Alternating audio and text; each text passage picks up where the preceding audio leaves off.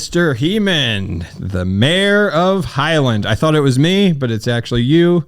Oh, it was Janet last week. Well, Janet was, she's the mayor. Social mayor, we social call her. Mayor. She definitely is. I'm trying to become the social mayor, but I have a long way to go to get ahead of Janet.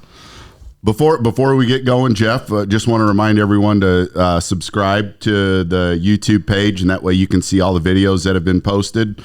Just wanted to give a quick update on the next couple guests that are coming on next week. I will not be present, but Jeff is going to go on site to the new Cordy Meats facility, and he's going to talk with some of the owners there and maybe a brief tour of the facility. Very exciting moment, I think, for Highland that they're opening up this new facility. And then the week after that, we're going to have Angela Heil with the Highland Music School. So make sure you tune in to these episodes and subscribe to the page. Also, if you are interested in coming on to our show, contact Jeff or I, and we'll make sure that we get you on here. Yeah. And we want to start doing something a little bit new. And with me being in the health world and Joe being in the financial industry, we're going to try to kick off every episode with a health tip and a wealth tip. So, Joe, do you have a wealth tip that you want to share with everybody to get us started? I do, Jeff. All right. So 75% of people do actually create a budget, which is good. The problem is 83% of those people overspend their budget. So my tip is for the ones that aren't doing a budget to create one, and the overall message would be to stick to the budget. That's actually why we create a budget, so we can stay under it. So for you 83%ers, try to stick to your budget. Can I dig in on you a little bit and just give me like one way to actually stick to my budget? Write it down. Okay. Write it down. Sometimes people's budgets are in their heads, but write them down. It's pretty much a math problem, and you can't argue numbers.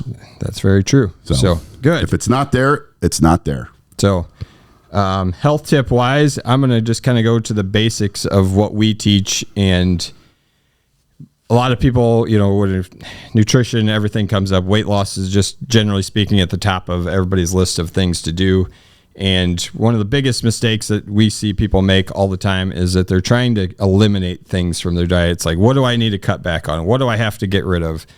Instead, try to change your focus to what can you add to your diet, or what can you add to your life that will actually improve it, opposed to what can you take away. So what can I add a fruit? Can I add exercise? Can I add a vegetable? Try to think on the terms of what can you add versus what can you subtract. And if you add enough good things, generally speaking, there isn't enough time or room for the lesser quality things. So, amen. That is my tip for the day. All right. Get started. Well, let's get right into the special guest here today. Oh, thank you. All right. So we got Mayor Kevin Heeman. Wear a lot of hats. Yeah. Mayor? Over the years, been very active in the community. And so basically retired from full-time work for Highland Machine after 45 years, about 2 years ago, and decided I was going to run for mayor. So, moved back in town. I would literally lived out of town.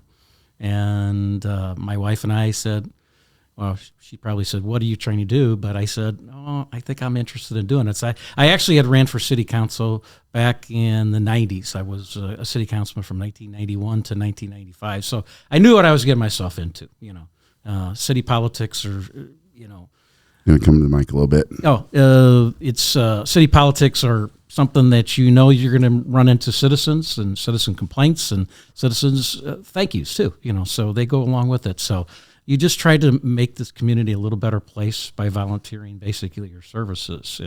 And it is a great community. Yeah, it is. It certainly is. And then about a year and a half ago, Terry Riffle, who was the director of the Highland Community Foundation, decided to retire, and they actually looked at several people around the community, and I asked myself that, this is something that'd be fun to do, it's really fun to do.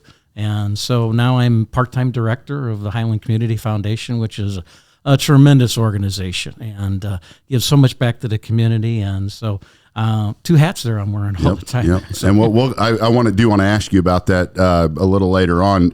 Jeff and I were talking, and even Vince on the way to school. So this would be probably a good Good intro. Yeah. What role does the mayor play? We're in a city management. City manager, form of government. Okay. Okay. And basically, we have a full-time city manager. And I relate it to as like the mayor and the council, or like the board of directors of a business. Okay. We're to oversee the jobs of the city manager, and he's in charge of all the directors and all the employees. He's the CEO. His job is to report to us. Our job as council is to make the financial decisions, make the decisions of policies and things like that come up in front of us each council meeting, which is the first and third Mondays of each night, and we go through those and make decisions. So our job is to oversee, basically oversee that our city government is doing their job day to day. Is my job full-time? No. A city mayor is part-time. I do have an office in the city hall, but I'm not there that often. But I do have, I can meet people and talk to them if they have some concerns. But it's a job where you're basically making sure that you have good people running your community.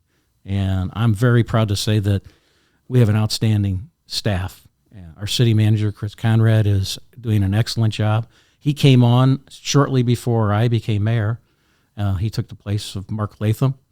I was suddenly that Joe Michaelis passed away before 4 years ago.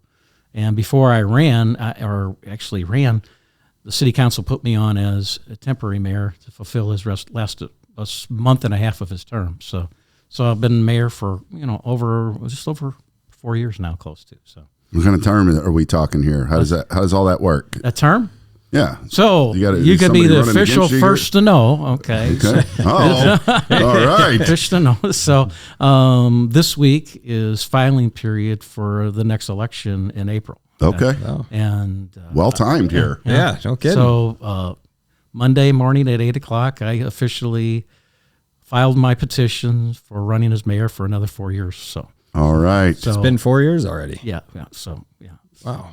Okay. So you guys are the first to know, I guess. All right. So, this comes out on Monday, so it'll just be official when. Yeah. This week this is is done. filing period for filing for mayor, city clerk, city council person, and treasurer. So It's just so everyone knows, Mayor did not contact us and try to line all this for his campaign. We're not getting paid. We're not on the payroll. Get all that out in the open right now. So, we are impartial here. yeah.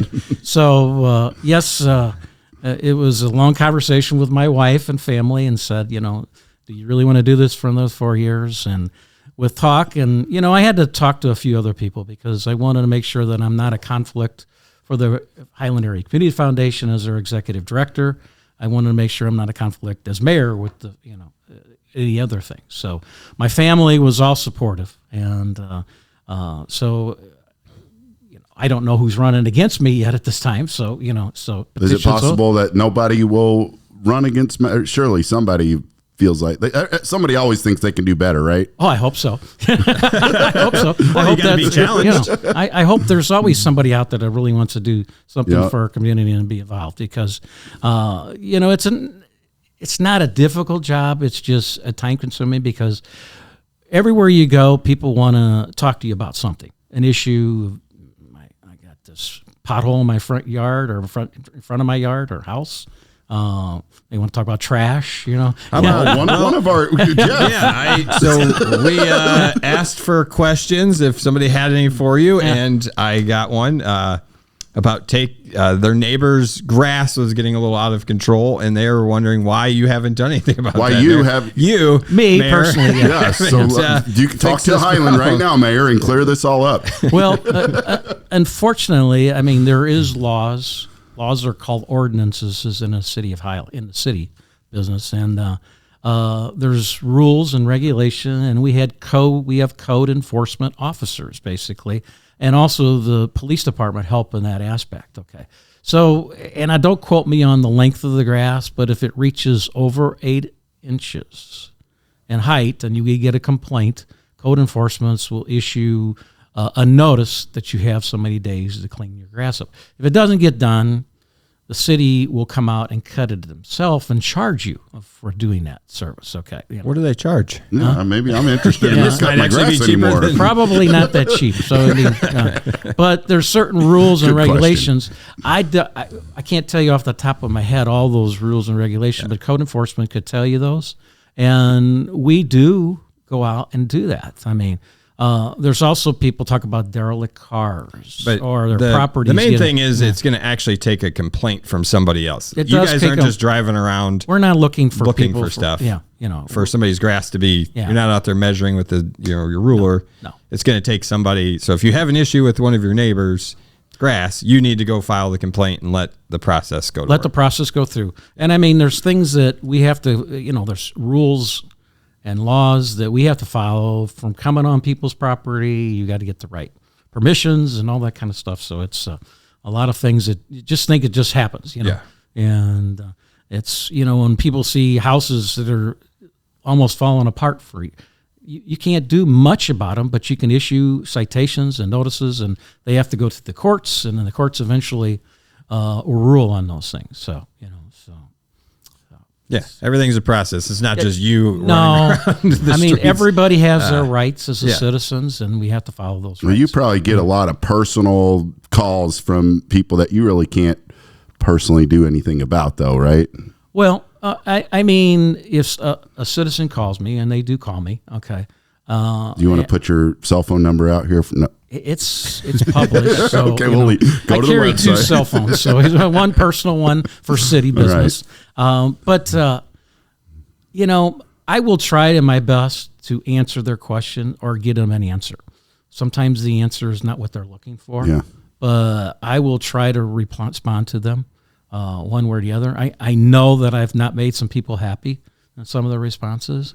I've known I've made some people happy that that we were able to do something about it. But most of the time is we were talking about this earlier, is a lot of misinformation that gets out there. Oh, yeah. And the misinformation leads to social media being posted things, anonymous or people in person, and unfortunately just blows out of proportion.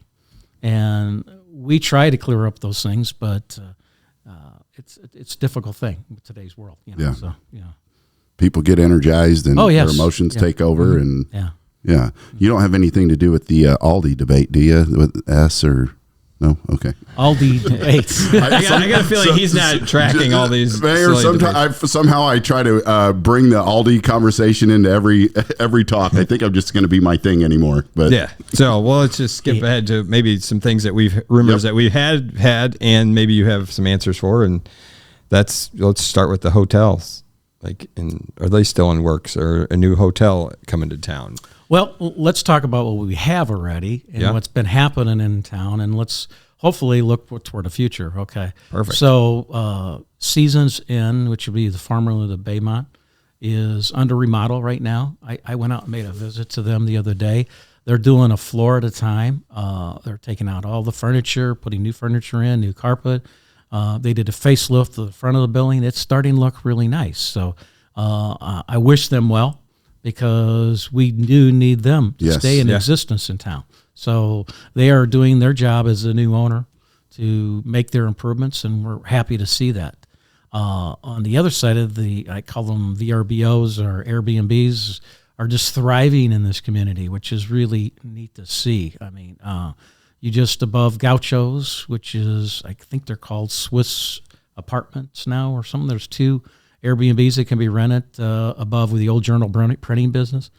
Beautiful, just gorgeous building. It's great to stay, above the Giving Tree, that new place, the Nook, 6th Street lofts, and then Jennifer Ostrander and Wicks has their building not too far down the street here from us that they rent out a whole building for over the weekend. So, where's that at? It's right across from the dental office right here in the parking lot down the road. Oh. Yeah. So I didn't know that. Yeah. There we go. Yeah. So it's an Airbnb. It's a complete house, can sleep up to 12, I think, So she's been renting out for her rentals for weddings and things like that. So those are great things to have in our community. With regards to a new hotel, the city did a study about 2.5, 3 years ago that indicated that we could sustain a hotel in this community of about 85 rooms. Okay. And that study went through all our businesses like Basler and Trow and people like that. That's in addition to the one that's here. In addition to the ones that here, that this city could use that. Okay. We do know that Jeff Rayberger Jr. has purchased 40 acres of property across from the Kentucky Fried Chicken there. And that property, and his intention is to build a hotel. But we don't know how far that's progressing or not. We don't know until they actually come to the city and work with us on infrastructure. So we've had some conversations with them, but what is going to happen, I don't know. So there's some other things, people trying to look into hotels. We hope that we can be an attractive place for one, because we think that's a need, especially with the weddings that we have in this community on the weekends. You're full from hotels are normally full from Thursday to Sunday, and with our business community that we have here, we feel that there'll be people that need to visit these communities and businesses that would be able to have a place to stay. The goal would be to have what we call the name brand, at least that more visible to people. But time will tell. Yeah. So we're excited. That says a lot about the community that we have, that are all occupied, during the weekends. What a draw. Yeah. I recently had my 50th class reunion in town, and one of my classmates called me about a day before and says, I can make it to the class reunion, but I said, I know, where can I stay? And I said, well, they're seasoned in, and he called and he got the last room. So every room was booked. So it was and other classmates of mine actually stayed at several of the Airbnbs around town. So it was like pretty neat to see. That is cool. Yeah. That is cool. So in addition to that, is there anything that you can tell us new that might be exciting or beneficial to the Highland community? I know you can't always come out and say exactly, but is there anything that that people might not be aware of that may be headed to Highland or something new? Well, I know Mallard Huber, who's our director of development, is constantly working with people, and there's a couple new projects that people are interested in. We cannot publicly say them right now. So I know that there's a couple new things new on the occasion. Rumor Mills has them all around town, so I can't, I can't justify those rumors until they actually are really true. Okay. And I know that people have heard that there's going to be a Japanese restaurant. That is true. Okay, that is in the works. Okay, I don't know when their opening is, but we're excited about that. That's going to be by Spengel Blonji Funeral Home there, which is the old, back in the day, people don't remember, it used to be a restaurant at one time, so. Where this is. Be a doctor's office. Yeah, it used to be a doctor's office. And it was also, it was called the Brass Lantern back in the day. Okay. So, so people don't remember that, but it was in the 70s, it was a restaurant. That's why I don't remember. So, We're getting back into last week, Jeff. There was a lot of things, Jeff. Yeah. Lucille and I'm out of the loop. Black and white television. that's true. Yeah. You had Janet here last week. That's Yeah. right. Yeah. I was like in the middle. Like I knew what she was talking about and Jeff did not. So I was trying to bridge that gap. So since you're coming up on your end of your first term as the mayor, what would you say your biggest accomplishment as the mayor's been? Or the biggest accomplishment the city has went through since you've been mayor? I think that, and it's hard to say what particular thing, but I think one of the greatest things that we did is about early in my term, we had an opening for police chief. Okay. And we did a search, and the Police and Fire Commission came up with, reviewed 25 people to be our police chief. They narrowed it down to 4 or 5, and us as a council individually met and reviewed these applicants. And Carol Presson Widman now, who is our current police chief, stood out as one of the most impressive people that I've been around as far as law enforcement. She's very knowledgeable. In fact, she has a doctorate in law enforcement. Oh, wow. You know, and we're very, very fortunate to have someone as passionate in law enforcement as her in this community. And to me, and I think council would say the same thing, that it was a great hire for us. And the process that the city manager, Chris Conrad, put before us made us look at internal candidates as well as external candidates. And our candidates came from all over cities in this state of Illinois. Great candidates, and she stood out heads or tails. So, I mean, we're fortunate to have her. So, to me, that is one. She has brought some changes to the police force that are very important to our community to keep us safe. We now have a canine dog, Hondo, that lives with Officer Brad Sutton, and that's important to our community. Not many communities our size have such a thing, I have personally inducted 5 new police officers. We have 5 new energized police officers, young police officers. So much younger, they almost look like kids, to me. So, has there been any more expansion, or are these replacing? These are replacing people, longtime officers that have been here before. But I take them as young and energetic. They're out meeting the people. I mean, you go out to our festivals, the Schweitzer Fest, or the Kirkenfest, or the Madison County Fair. You see these officers; they're interjecting with the community. It's great to see. I really do enjoy that. So fantastic. Yeah. So love it. Yeah. So that's one of the most important thing, I think. People don't realize another thing that we just did recently, and it somewhat controversial for some of the citizens of our community that are very passionate about solar and energy in the community. But we signed an agreement with the IMEA, which is the Illinois Municipal Electric Agency, to a new 20-year agreement that goes up to 2055 now, that we would continue to buy power from that agency for the next 20 years past our present agreement goes to 2035. So what that entails is that the IMEA, if you would do comparisons of where we buy our power from against some of the locals, Ameren, and some of the I don't want to say Trenton or Bond County's power place. Our power is about 10 to 20% cheaper, and it's because we're buying power from this organization. And the downfall of it is that it's not a downfall; it's just a guarantee that we have power. Is that most of our power is being come from coal at this present time? It's not from renewables at this present time. But this agency, or the LNMA, is following state statute that we have to be moved to, carbon-free by 2045 or 2050, is that we have to be totally gone. So it's important that we move to that direction for renewables, but because we're following state statute, but we are tied to coal and that coal plant for a considerable number of years yet.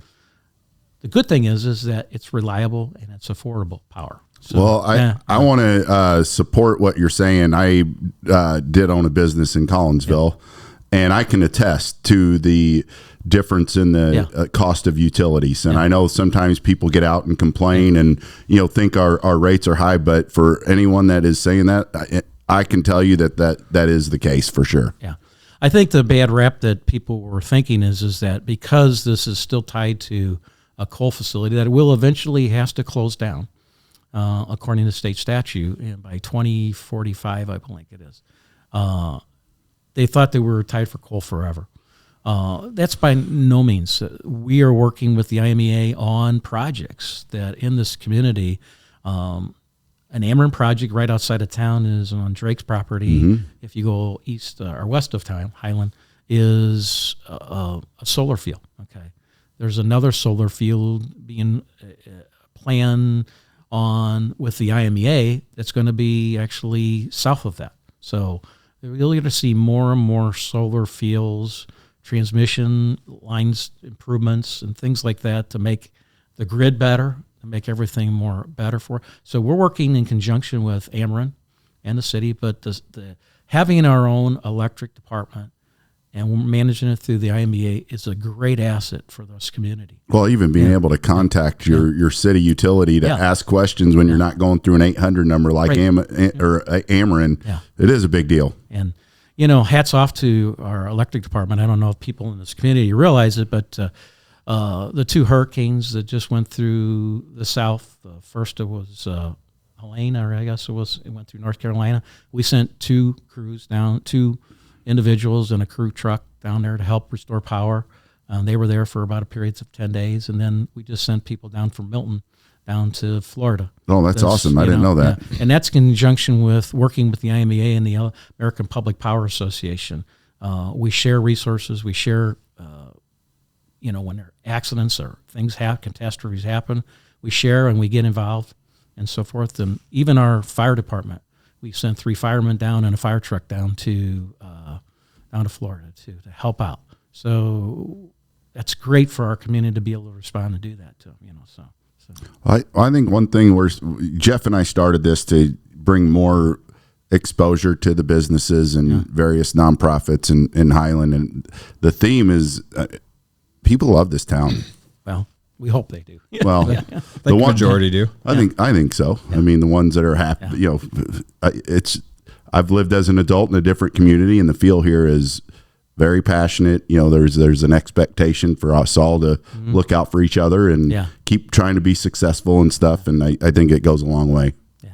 So some of the big challenges you want to know about possibly in the future? Let's hear them. Yeah. Okay. Well, we just received a resignation notice from one of our longtime employees of Highland, Mark Rosen. 42 years of working for the city of Highland, the Park and Recreation Director. It's going to be big shoes to fill. Who's going to step into that one? So how does that? Was that? We're going to do it much like we did with the chief of police hiring. We're going to open up candidates to internal and external. Council then will review what we think is the 5 best or 6 best candidates, and we will individually meet with them and judge what we're going to do to fill those big shoes, so, okay. And so that is, Mark has done an outstanding job. People just fell in love with the Thursday night concerts in the summer, and the things that he's done in the parks and Silver Lake project has been tremendous at helping the Silver Lake, so it's just neat things that he's done through the years. The accomplishments can go on and on what Mark did. And he's going to be tough to replace. So we wish him the best, but happy retirement, Mark. Yeah, happy retirement. Yes. But he's a great individual that we're going to miss. So we got some big shoes to fill there. The other thing that we struggle with is our aging swimming pool, and we have some big decisions to make there. The initial cost for a new swimming pool was almost $7.5 million. And it's hard to justify $7.5 million for open 65 days a year. So it's a tough act. So we're rethinking that a little bit and maybe seeing if there's some ways that we can remodel or fix up the existing pool, look at other avenues. So it's not going to be an easy or quick decision. I thought that decision would have been made during my 4 years. But with COVID and the cost of construction and equipment today, it's really tough. Do a lot of people? We don't. Do a lot of people utilize the pool? Oh, yeah. Okay. It's still used a lot. Okay. Still used a lot. And we definitely missing that if we don't have a pool. Okay. So, and so it's something that we really have to work at. So that's new. As you all know, and there's been changes in the school district. The new primary school is going to be going up, or going to be moving into in January. And we have applied for safe roads and IDOT funds or grants that we can improve that road and sidewalks and so forth that go all the way out from the existing grade school all the way out there. So when you make the turn by VFW Road there will be new paved roads and curbs and gutters and sidewalks and everything else past that. How far out will that go? Will that go? Well, right now it'll make it to the curve. Okay. Just past week or past council meeting, and we approved to buy right away to take, which is popular, straight out to Bellum Road. So in other words, how you make the curve that goes past the, I don't know. How Yeah, you got to take a left and then another left right, and right, so and it'd left be or- just a straight shot. They all call the way them to Bellum. racetrack curves. I know sometimes it does. Yes, so, but that road will eventually go straight out. Oh, okay. And the idea was that will connect to the southern peripheral route. And we have been buying through the last 4 years. We've been buying right away for the southern peripheral route. We won't be able to build that southern peripheral route probably until 2030, 2032, somewhere in that range. But that's So essentially, people would be able to make a full circle around Highland, correct? Yeah, like correct. was it 270? Yeah, right. Basically, it gives you a thoroughfare through. And with the school there, you conceivably think about that they could come and make a complete circle to get back to Iberg, through Troxler and things like that to get to the middle school and high school instead of going down through Poplar Street. You know? Any idea of is that how many miles that would be all the way around? I have never did the miles. That might be like the new 5K or 10, we find some new running routes there. But then we have obviously applied for new bike trails around the new primary school that's going to connect from Linnedale Park to connect up the southern way of coming up to the new primary school. Bike trails that go up that way too. So there'll be some improvements there too. So some neat things happening really. Behind the scenes stuff that probably not the everyday, we all just sit around and talk about. Yeah. So just, it's just amazing to me, all the new things that have happened in the last 4 years with downtown to businesses around town. Are we growing from like a population aspect or? Our citizen count is a little less than 10,000. I think it's 9,050, but we do not encompass all our city perimeter. Doesn't encompass all the subdivisions and so forth that are connected to the city. So I would say that we would be in the 12 to 13,000 range if we can took all the subdivisions that are not in the city. That we encompass around here. But, okay. The population is pretty staying the same or growing a little bit. Contrary to all of Illinois, it's declining, so we have to be positive there, So. Well, we're in a nice spot in Highland. Yeah. I was taught in the 90s by one of our police chiefs back those days is that, our proximity to the metro area there's a lot of crime in that area. So we have to be conscious of that fact, and we need a visible police force. And never deteriorate or go backwards on your budgets on police. Always keep them positive, so that we have a visible and police force that's going to be able to make enforcements to do things to keep our community safe. So that's always been a priority to me, to keep our community safe. Yes. Yeah. It's what makes us want to stay. Yeah, that's right. And that's very important. And I think that's council feels that way too. Yeah. So. All right. So I want to go back to one thing, and we can be somewhat brief on this, but back to the Highland Foundation. Yeah. I joined that foundation and had my first banquet the other night, a week or two ago, and to watch all the money given out. And I think this is an opportunity to make sure people are aware that maybe are not of what the foundation is, how it works, and how it helps people. Just being in it for such a short amount of time, I think it hits you.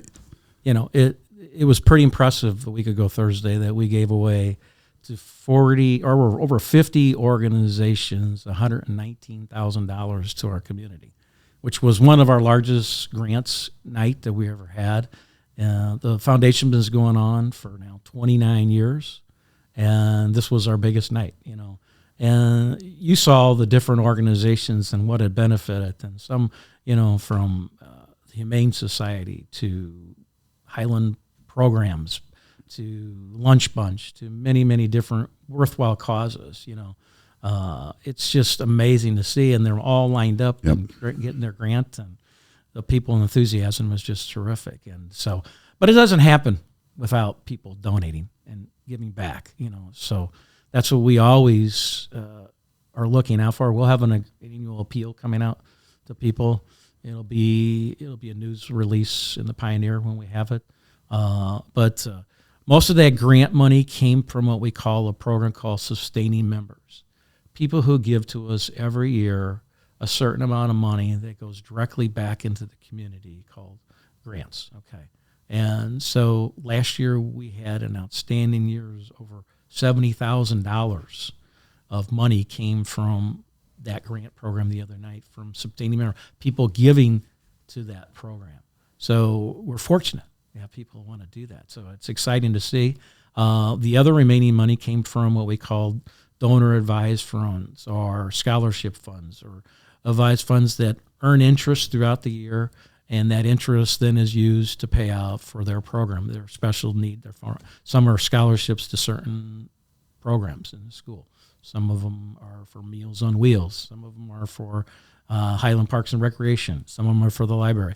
So those are we call donor advice funds. They're restricted funds that have to be used, and the interest has to be used. So we awarded those the other night too as well. So the foundation is pretty exciting because we have over people from all over the country that's been giving us money that used to have a relationship, grew up here, went to school here, and just reach out to us and give us money. And it's kind of special to see that they remember where they came from.